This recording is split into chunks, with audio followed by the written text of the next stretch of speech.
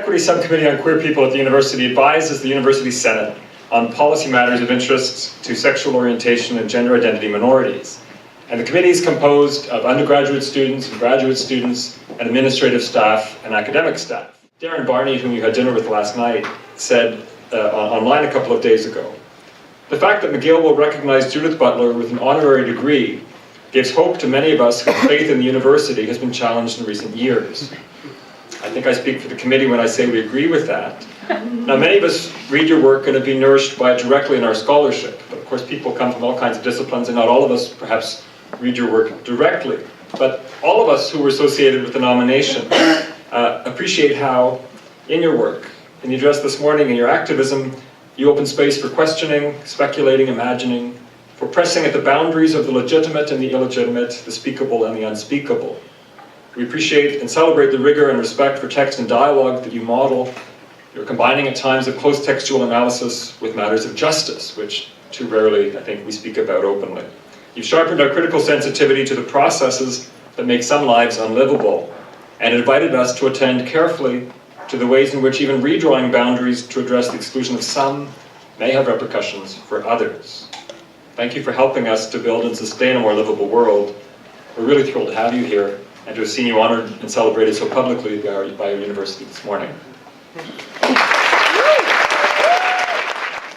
Well, first of all, thank you very much. That was, it's very moving to me, and I really appreciate it. But I thought it might be interesting just to talk about the travels of gender for a brief moment. And I think I say this in the piece, when gender trouble was first proposed to be translated into French, the publisher Fayard said it was an inassimilable, which is of course the word used for unwanted migrants. And then, other people in Paris, mainly, in about the three arrondissements, which speak for France. Well, it's true. I mean, you can say, well, the French, it's like, you mean the 5th, 6th, and maybe, some part of either the 4th or the 7th. Anyway, it's not. But others said, oh, it's the McDonaldization of the French Academy, or something terrible. And then, of course, gender became something that you could say in French, which was very interesting, especially hearing people say gender.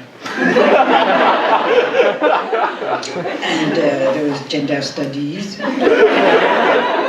And they even established a couple of chairs in gender studies, which was fabulous. And, with some pride, I think, although there were other people who thought, no, let's keep femininity in relationship to gender, or let's keep la différence sexuelle in relationship to gender, or, different ways of handling that. Différence des sexes seemed to be different from différence sexuelle and gender. Anyway, it was hard to track, but I saw that there were many different things going on. And of course, also queer studies has had a harder time taking hold in that particular place, and a hard time in Germany, and a very hard time in many other places. But it's a term that disrupts some of the more disciplinary or institutional ways we have of organizing knowledge, and suggests that we can't just take sexuality as a simple problem of identity, but as something that comes in diverse forms and interrupts various forms of life that may not seem to pertain to sexuality on the face of it. And the organization of politics, the organization of kinship, the organization of time, of generational thinking, of the couple, of sociability and intimacy and passion and sexuality and love. Like, can we really do a good job thinking about any of those things without all of those categories and some queer ones as well. So, I think that disruptive effect is felt and sometimes it's resisted, but it's an important kind of development, and it's also one that kind of raises the question of what's the relationship between an academic field and even a discipline and a broader social movement, or a broader set of social movements. How do they inform each other? How do they resonate with one another? In my view, it's not the task of the academic to prescribe what a social movement should do. That's a form of kind of intellectual elitism or at worst social engineering that I don't really approve of. But I do think it's important for academics to move in and out of their more closed institutional spaces in order to find out what's happening and to allow what's happening to register in academic language and institution making and unmaking. So there is a kind of obligation to move among registers and to be someone who is not one place or another exclusively, but who takes on the task of translation, because that's sometimes precisely what has to happen. Going into popular audiences and trying to explain what certain academic concepts are, or moving back into the academy and trying to say what you think is really happening on the street or in popular struggles or in the midst of demonstrations. And allowing oneself to be something like a vector, or I wouldn't call it a translation machine, but I think, there's a problem of translation that is happening all the time for those of us who are thinking these fields in relationship to broader social and political movements and phenomena. The last thing I thought I might say here is just the following, that in the gay marriage debates, and I'm sorry to use France as my reference right now, there are other places I could use, and but it's been in the news, as you know, especially recently because of the gay marriage legislation that has passed and some of the violent demonstrations that ensued. And what I wanted to say there is that there were many people, like in Lille, for instance, there was a demonstration contre genre, against gender. And I was trying to think, what does it mean to be against gender? What does it mean to be for gender? Is it a kind of, football team? Is it, I don't know, is it a flag that one waves? I mean, I didn't really understand contre genre. And it seems to me that what they were saying is that the term gender has allowed for people to think about the cultural variability of how people are embodied. In other words, they can become trans, they can shift their morphology, they can transition from female to male or from female to trans, or they can transition out of those categories into some other space that they may name in a different way. And so part of it was to say we've gone too far, there's too much freedom and access and variability, and what we need to do is bring all that back to biological male and biological female reference, and to build social institutions on the basis of those clear binary mutually exclusive reference. But being contre genre also meant, or means apparently, to be against things like gay marriage or adoption for people who are outside of heterosexual marriage, and that includes, all kinds of people who may be in gay couples, or may be out of gay couples, or may be in complex kinship arrangements, or maybe single women not attached to a man, maybe two men, maybe one man. Poor guy, one man. It's like, oh boy, that is the impensable. So if we think about that, well, what is parenting, or the rights to parent, or even like being a good parent, what does that have to do with what kind of sexual arrangement you're in? whether you're married, whether you're coupled, whether you're heterosexual, bisexual, whether you have a complex life that none of us really need to hear about. Right?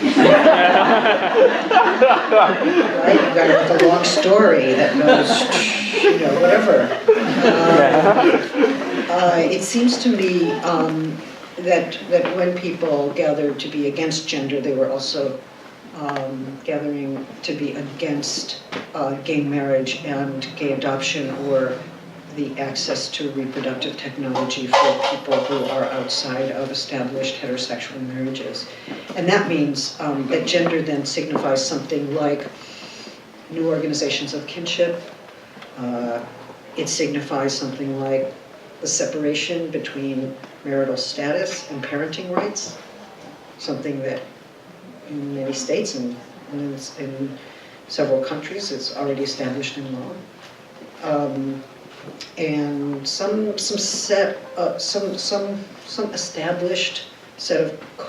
established causal sequence is interrupted.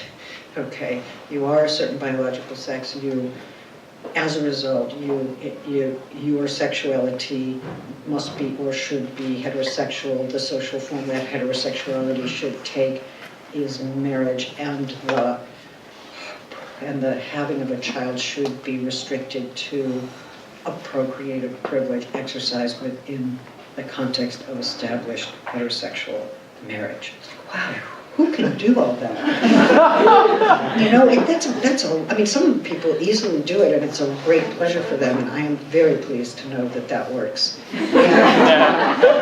And they do it with some ease, or maybe some ambivalence that they can manage. But the idea that we should all kind of be railroaded into that one trajectory seems really hard, because people do have questions about their biological sex and the one they were assigned, and how they feel about that assignment, and whether they're willing to accept that assignment. That's part of what I think you read in the piece that I gave you today. What is it to be from the beginning called a certain sex, and also to be gendered. I mean, already to be called a sex is part of gendering, because people are going to call it in a certain way, and they're going to mean something by it, and that's going to be communicated. So we're already in a kind of cultural realm there. But a whole lot of other people, like I may, have totally clear, unequivocal sense of what my sex is, but that doesn't mean that my desire follows from that in some way, some predictable way. What would that even be? And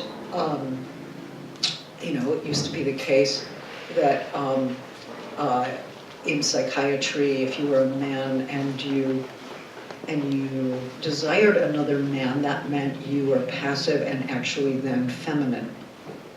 The only problem with that is that the man you desired probably wouldn't be feminine, but if he was feminine, he would also be a woman, which means that every homosexual man is a lesbian. Right? There's no way to actually get passive and active together over there.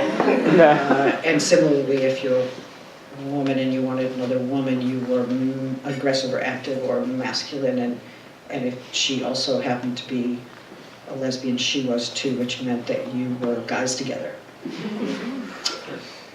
So the thinking outside of the heterosexual box has been extremely hard to do, and I see the new DSM has made great changes. It's already, in the last 15 years, 20 years, a number of psychologists and psychiatrists have really worked hard to open up those categories and depathologize many of these movements.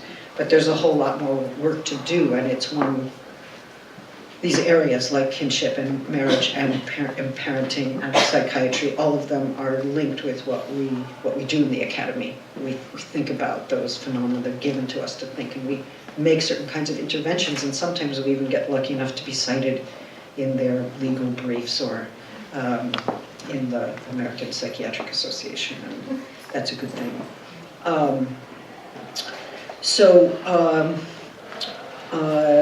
Finally, I just wanted to say that gender's not a universal, I work on it a lot, I have worked on it a lot.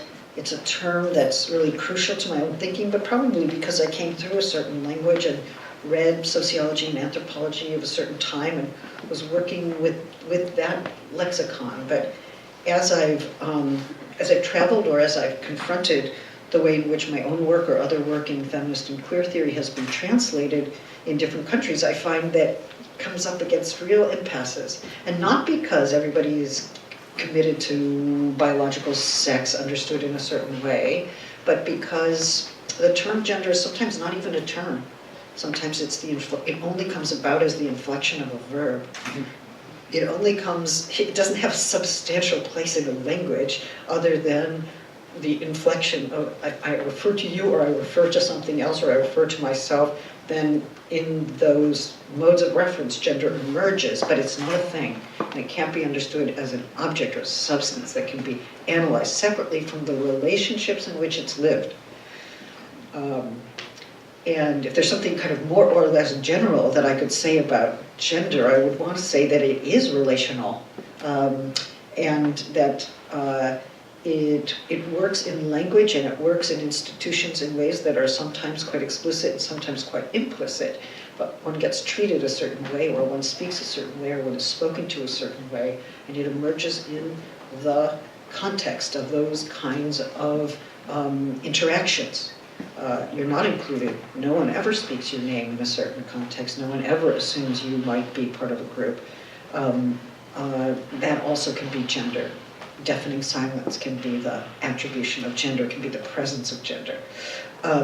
So it seems to me that gender studies can't market itself to every culture and every instance. It has to figure out what the problem of translation is, and actually sometimes let its vocabulary go in the name of understanding better how these kinds of issues are approached in different ways and in different languages.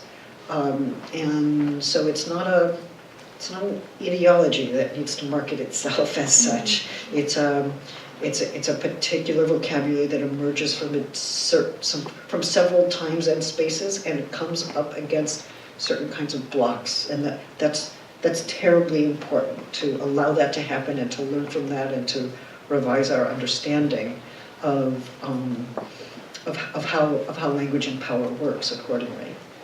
The only other thing I guess I would add, and maybe this is a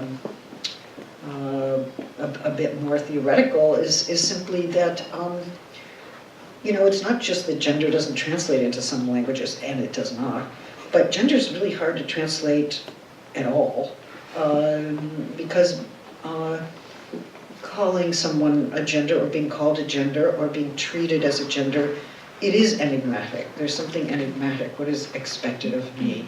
What does this term want of me? I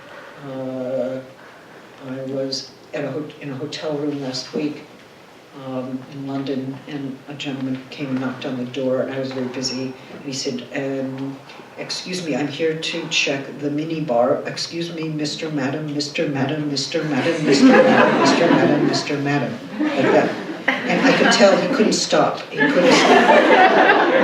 He was just panicked. He was panicked. And I saw he got more rigid. Mr. Madam, Mr. Madam. And I saw it was really obligatory that I intervene and try to handle the anxiety. And I was a little bit irascible, and I said, let me ask you something. Is it really important to determine my gender in order to check the and then, of course, the problem is he was so polite that he said, of course not, Mr. Madam,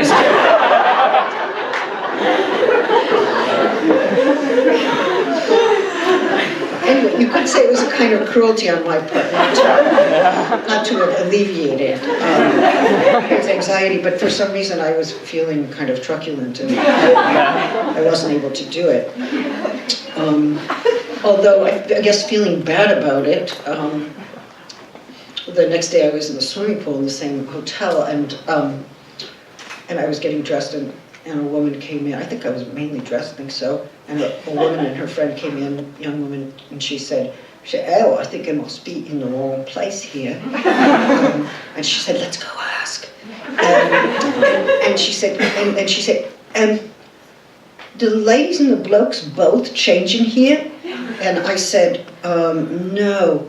And then I realized she was really freaked out. And I think I was feeling guilty about the other guy. So I just said, I'm a lady. She looked at me. It was the first time in my life I've ever said that. But you know what? At a certain point, you just get, it's like, oh my God, I can't stand all these people.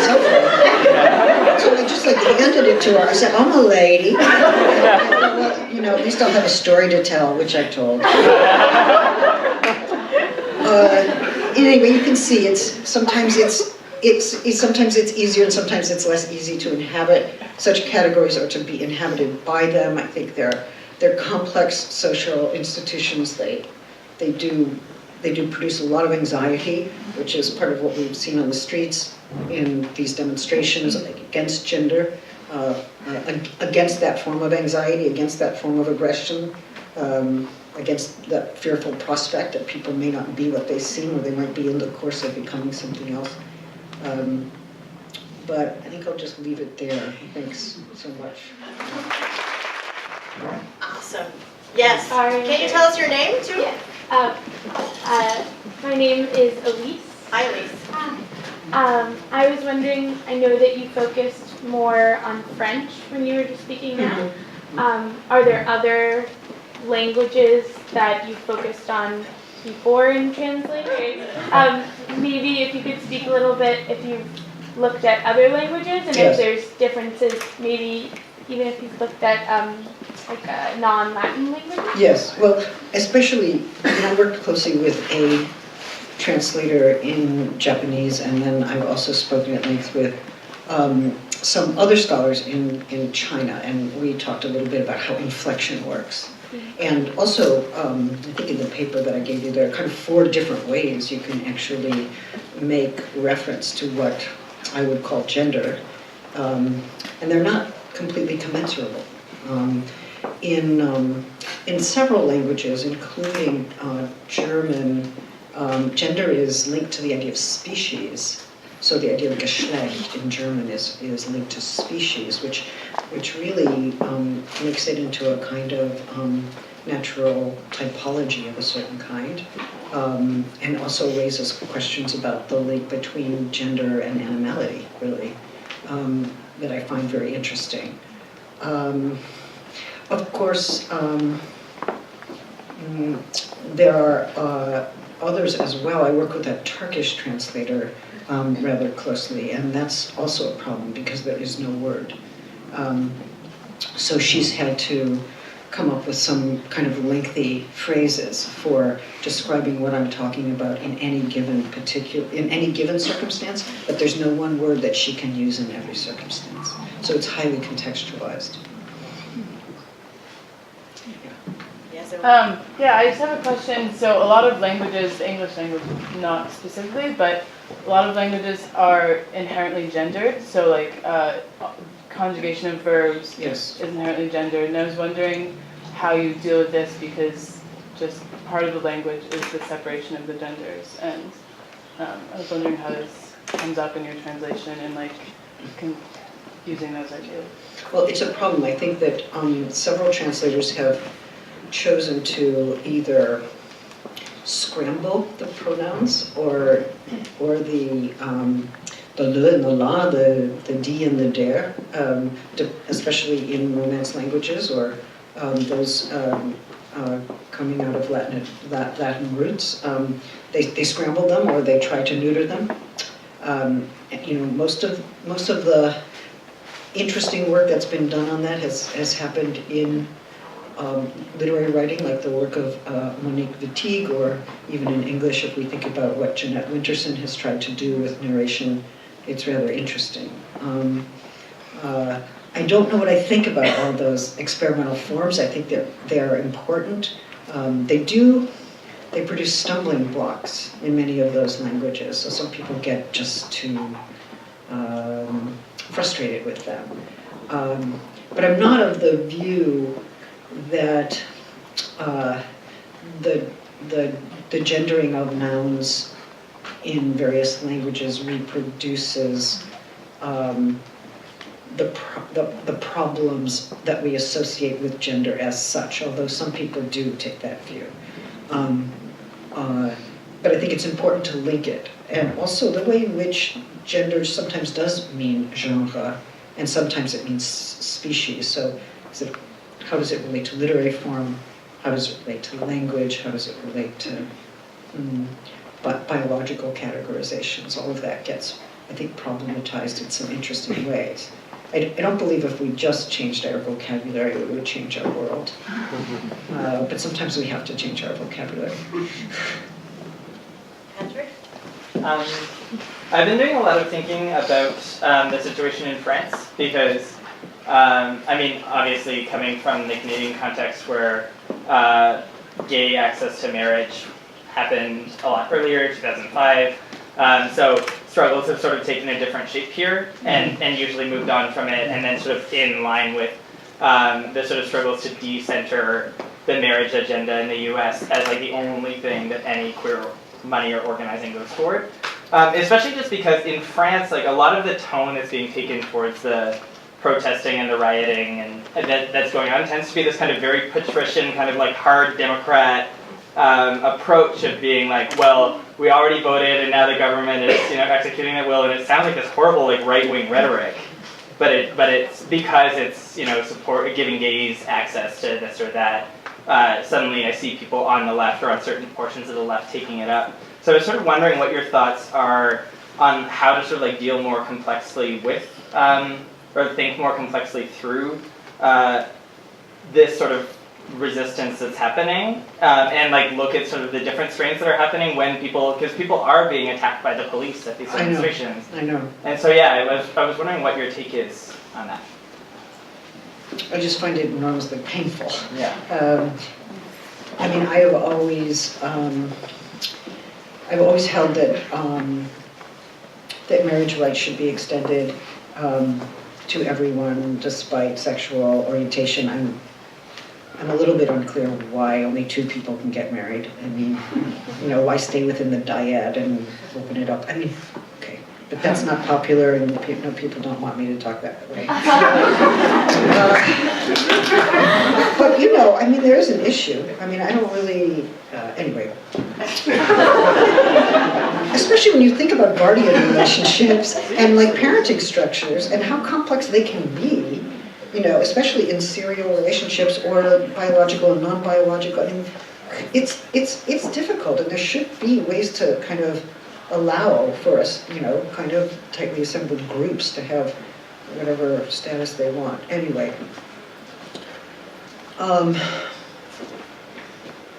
so you know, I am in favor of thinking about kinship and conjugality differently.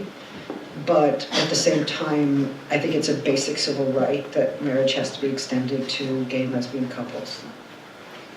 It's so hard for me to say, because like, well, what about bisexuals? Are they included? Anyway, regardless of sexual orientation, right? Really important to define it negatively like that so that we don't end up constituting new subject positions that end up effacing others. At the same time, I think we have to see that some of the same homophobia that we see coming out against gay marriage is what we see coming out against gay, lesbian, non-gender conforming, bi, trans, intersex people everywhere. The non-conformity with the idea of what the natural relation is supposed to be between sex and social form is there. It's there in different ways. I mean, this historian who committed suicide in Notre Dame, kind of self-glorifying, you know, but shocking. And then the violence against those who were celebrating their newly won rights. I mean, why is it that this is an issue that people feel so strongly about, that they would kill themselves or threaten, hurt, or possibly even kill others? And I think we have to kind of stand back for a moment and think about what those investments are, the way in which people understand their sex as linked to their sexuality, as to marriage, to family, to nation. and how gay marriage in some contexts seems to threaten that set of links, especially the patrilineal link, in such a way that life is not thinkable if those links are considered changeable, right? Which is the same reason they don't like gender, because there's some kind of implicit idea that things could be different, or there might be several forms. And those are very, very strong, I would say, kind of violent investments that can't be underestimated. So maybe the question is not so much how do we think about marriage rights in relationship to these other forms of kinship, sociability, intimacy, socially and legally. Maybe the real question is how do we start to think about homophobia, transphobia, misogyny in new ways such that our formulations can embrace the complex forms in which it emerges, because it emerges in linked but different forms in all of those contexts. So I think it's a moment to go back to the drawing board to understand something of what that intense, violent investment might be. Let's just take one final question here. Hi, I'm Alex Ketchum. I was wondering, what's your relationship with the translators? Do you rely on them fully for the cultural context, or do you bring in other academics who, like, their first language is, for example, like French or Chinese, and they kind of consult with the translators? Because I think it would be really difficult for a translator who doesn't have a background knowledge of queer studies or gender studies. So I was hoping you could speak to that. So most of the people who translate my work into other languages are philosophers and feminists and gender theorists, or people who work really deeply in the field. And they tend to be the only possible person who could have translated the work. So it's true that in languages that I read, which would include German, French, and Spanish, I will take a look. Sometimes in Italian too, I'll take a look just to see if there's a big problem. But I trust them. I also assume that my book's going to become something different in another language, and that I don't want it to be faithful to the original. I want it to live somewhere else. And enter into another set of discussions and another set of associations and another set of meanings. And that's what it is to be translated, is to give it away, is to give it away and let it become something else. And sometimes then new responses come back to you and you learn something about how your work travels and how it can't. And it's really, it's actually not mine anymore, it's not my property. I feel like translation is what's the word? Expropriation of my work in a happy and productive way. So, that's how it goes. I mean, there are brief moments where the undoing of gender was translated into Italian as the defeat of gender. I was like, no. Like, no. So I'll draw a line there. But, other than that, take it or take it.